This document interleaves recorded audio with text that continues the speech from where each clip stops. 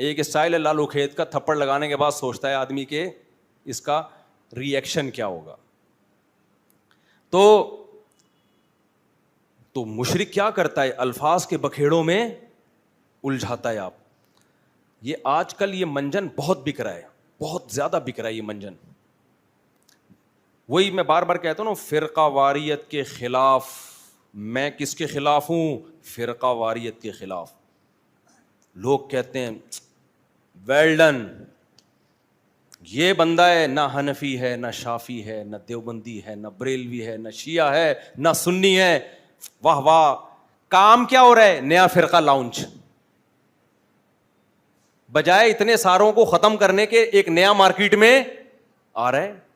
لوگ کام نہیں دیکھ رہے, لوگ کیا دیکھ رہے ہیں؟ لیبل دیکھ رہے ہیں.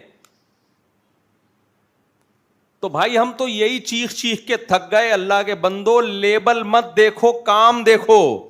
دیکھو تبلیغ والے فرقہ واریت کے خلاف ہیں, کام سے پتہ چلتا ہے خلاف ہیں. تبلیغ والے یہ کر سکتے تھے, ایک رائمنڈ میں اجتماع کرتے, ہمارا کوئی فرقہ نہیں ہے, حنفی بھی غلط, شافی بھی غلط, مالکیہ بھی غلط, حنبلی بھی غلط, دیوبندی بھی بول لو نا یار غلط, بریلوی بھی غلط, شیعہ بھی غلط, سنی بھی غلط, اہل حدیث بھی غلط. حاجی عبد الوہاب صاحب رحمۃ اللہ سے پوچھتے, حضرت صحیح کون ہے؟ صحیح صرف ہم, کیونکہ ہمارا کوئی فرقہ نہیں ہے. سمجھ میں نہیں آ رہی بات؟ پھر اس جماعت میں جب کوئی آتا, پھر حاجی عبد الوہاب صاحب کی قرآن و حدیث کی روشنی میں اپنی ایک نئی نماز آتی مارکیٹ میں, ٹھیک ہے نا, سمجھ رہے ہو, جو نہ حنفیوں سے میچ کر رہی ہوتی نہ شافیوں سے میچ کر رہی ہوتی. کچھ نئے مسائل آتے جو پوری امت سے الگ ہوتے, کیونکہ پوری امت تو گھاس کھا رہی تھی اب تک. آپ فرقہ واریت کے خلاف. پھر جب کہتے حضرت یہ تو ابو حنیفہ بھی اس کے قائل نہیں ہے, آپ کوئی نیا مسئلہ مارکیٹ میں لے کر آئے ہیں, یہ تو اجماع امت کے خلاف ہے. وہ کہتے ہیں میں کسی کو نہیں مانتا, میں صرف قرآن کو اور حدیث کو مانتا ہوں, اور سہروزے کی جو جماعتیں میں نکالوں گا ان جماعتوں میں یہی سکھایا جائے گا کہ صرف قرآن حدیث, اور قرآن حدیث کا مطلب یہ ہوگا کہ باقی سارے کیا ہیں؟ غلط. قرآن حدیث کو تو سب مانتے ہیں, لیکن قرآن حدیث کو اس طرح سے ماننا کہ باقی سب کو کیا کر دینا, کہ باقی سب گھاس کھا رہے تھے, وہ تورات انجیل پر عمل کر رہے تھے, ہم کیا کر رہے ہیں؟ ہم ہیں جو قرآن و حدیث کو لے کر آئے ہیں. تو تبلیغی جماعت سے بڑا فرقہ پھر دنیا میں نہیں ہوتا. پھر حاجی عبد الوہاب صاحب سے جب اختلاف ہوتا کسی اور بزرگ کا, تو ایک فرقہ 2 فرقوں میں ڈیوائڈ. پھر کسی اور کا اختلاف ہوتا تو 4 فرقے, پھر 8. اب تک تبلیغی جماعت کے 48,000 فرقے بن چکے ہوتے. سب کا یہ دعویٰ ہوتا کہ ہمارا کوئی فرقہ نہیں ہے. کام فرقہ پرستی کا ہوتا, لیبل امت کے اتحاد کا لگتا. تبلیغ والوں نے کام کو فوکس کیا, لیبل کو فوکس نہیں کیا. نہیں آ رہی بات؟ اب میں بتاتا ہوں تبلیغ والوں نے کیسے فرقہ واریت ختم کی ہے. تبلیغ والوں نے سب سے پہلے توحید کا نعرہ لیا کہ توحید. اتنے لبرل نہیں بن گئے کہ مشرک کو بھی جگہ دے دی انہوں نے. سب سے پہلے لا الہ الا اللہ, آسان زبان میں اس کا کہ بھئی اللہ سے ہونے کا یقین, غیر اللہ سے نہ ہونے کا یقین. یا ہونے کا مطلب اسباب سے ہٹ کے اگر کوئی کچھ کر سکتا ہے تو صرف کون کر سکتا ہے؟ یہ مطلب نہیں کہ پولیس بھی کچھ نہیں کر سکتی, ڈاکٹر بھی کچھ نہیں کر سکتا. تبلیغ والے بھی ڈاکٹروں کے پاس جاتے ہیں, ٹیکے ویکے لگواتے ہیں, وہ گولیاں بھی کھاتے ہیں. اسباب سے ہٹ کے صرف کون کرے گا؟ اللہ. اور اللہ کے احکام کو صرف نبی کے طریقوں میں پورا کرنا کیا ہے؟ کامیابی. اس میں نبی کے آخری نبی ہونے کا بھی اقرار ہو گیا کہ نہیں ہو گیا؟ کیا خیال ہے بھائی؟ تو اسلام کی بنیاد ہے, اس بنیاد پہ کمپرومائز نہیں ہو سکتا. پھر انہوں نے 6 نمبر بیان کیے, جن 6 نمبروں میں کسی کو کوئی اختلاف نہیں ہے. ان 6 نمبروں میں ایک خوبصورت نمبر علماء کا اکرام, تاکہ لوگ علماء سے ہٹ کے کوئی نیا فرقہ نہ بنا لیں. تبلیغ میں علماء کا اکرام سکھایا جاتا ہے. کیا سکھایا جاتا ہے؟ علماء کا اکرام.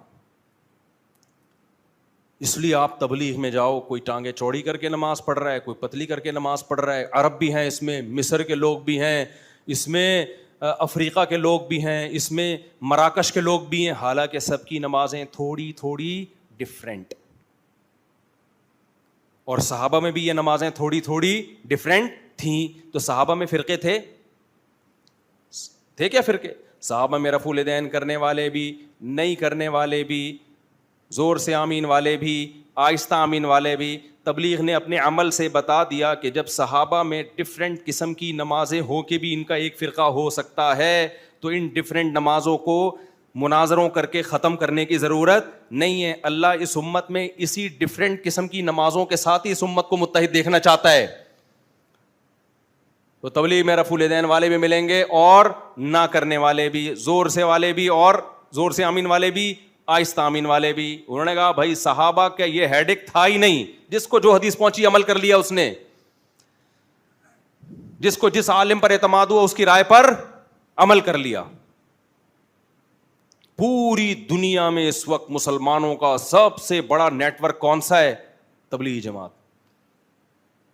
توحید پر کمپرومائز نہیں, ختم نبوت پہ کمپرومائز نہیں کیا انہوں نے, کیونکہ اللہ سے ہونے کا یقین اور اللہ کے حکام کس کے طریقے پر؟ نبی. اس میں مرزا قادیانی کی جگہ نہیں ہے. باقی بھائی حدیث کی تشریحات میں اختلاف ہو سکتا ہے. آپ چاہتے ہو میں اپنی رفع الیدین والی نماز پوری امت پہ تھوپ دوں؟ اس سے اختلاف ختم نہیں ہوگا, اس سے اختلاف بڑھے گا. امت کا آدھے سے زیادہ طبقہ ہمیشہ رفع الیدین کے بغیر نماز پڑھتا آیا ہے. اسی طرح آپ بغیر رفع الیدین والی نماز رفع الیدین والوں پر تھوپنے کی کوشش کرو, اس تھوپنے سے اختلاف ختم نہیں ہوگا, اس سے اختلاف بڑھے گا. کیونکہ بہرحال بہت سارے صحابہ رفع الیدین کے قائل بھی, بعض صحابہ رفع الیدین کے قائل بھی تھے, اور بخاری مسلم کی حدیث ہے. اختلاف اس میں کہ آخری دم تک کیا کہ نہیں کیا, تو اختلاف ختم نہیں ہو سکتا. تو اگر آپ ایک نماز بھی تھوپو گے دوسرے پر, تو اس سے لیبل اتحاد امت کا لگے گا. کام کیا ہوگا؟ اختلاف امت کا. تو تبلیغ نے لیبل نہیں لگایا, تبلیغ والوں نے کیا کیا ہے؟ کام کر کے دکھایا ہے. اور آج بہت سارے اسکالر اتحاد کا لیبل لگا رہے ہیں, کام کر رہے ہیں امت کو توڑنے کا. اور جتنے نئے فرقے بنے ہیں نا, جنہوں نے چاروں مذاہب کو ختم کرنے کی کوشش کی ہے کہ بھئی حنفی, شافعی, مالکی, حنبلی یہ چاروں غلط, ایک پہ آ جاؤ, ان کے 4 سے بھی زیادہ فرقے ہوئے ہیں. سمجھ رہے ہو؟ ان کے درجنوں فرقے ہوئے ہیں پھر, یعنی وہ جمع نہیں ہوئے.